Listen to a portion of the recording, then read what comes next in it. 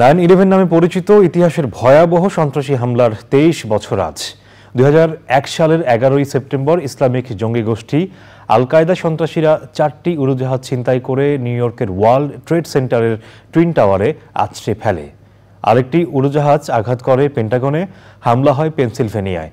এসব হামলায় প্রাণ হারান প্রায় 3000 মানুষ, গুরুতর আহত হন প্রায় 25,000।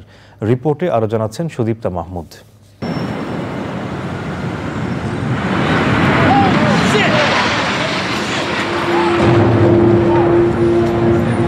নিউ ইয়র্কের আকাশচুম্বী ভবন ওয়ার্ল্ড ট্রেড সেন্টারের টুইন টাওয়ার 2001 সালের 11 সেপ্টেম্বর স্থানীয় সময় সকাল 8:46 নর্থ টাওয়ারে আঘাত করে জঙ্গিদের ছিনতাই করা যাত্রীবাহী একটি বিমান। এর কিছু সময় পর 9:03 লাইভ টেলিকাস্টে বিশ্ববাসী দেখতে পায় দ্বিতীয় বিমানটির সাউথ টাওয়ারে আছড়ে পড়ার দৃশ্য। হামলায় দুটি ভবনেই আগুন ধরে যায়।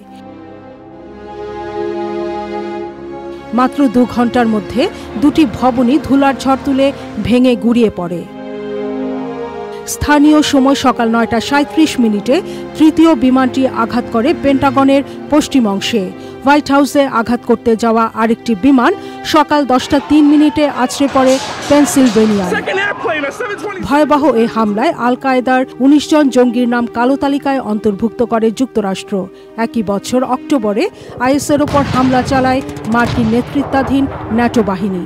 হামলার ঘটনায় প্রধান আসামি করা হয় আল কায়দার প্রতিষ্ঠাতা ও প্রধান নেতা ওসামা বিন লাদেনকে।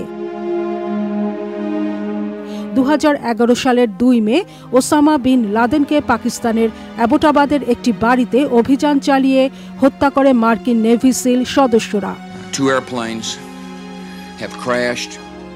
9/11-এর পরপরই সন্ত্রাসবাদের বিরুদ্ধে দীর্ঘমেয়াদী অভিযানের ঘোষণা দেয় যুক্তরাষ্ট্র, যে অভিযান হামলার 23 বছর পরেও অব্যাহত রয়েছে।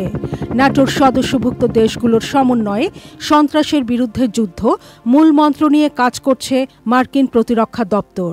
শুধু আকাশপথে হামলা নয়, সন্ত্রাসবাদ মোকাবেলায় দীর্ঘস্থায়ী অভিযানের কথা উল্লেখ করেছিলেন তৎকালীন প্রেসিডেন্ট জর্জ বুশ, যে অভিযান এখনও অব্যাহত রয়েছে বলে জানিয়েছে যুক্তরাষ্ট্র। Sudipta Mahmud, channel I.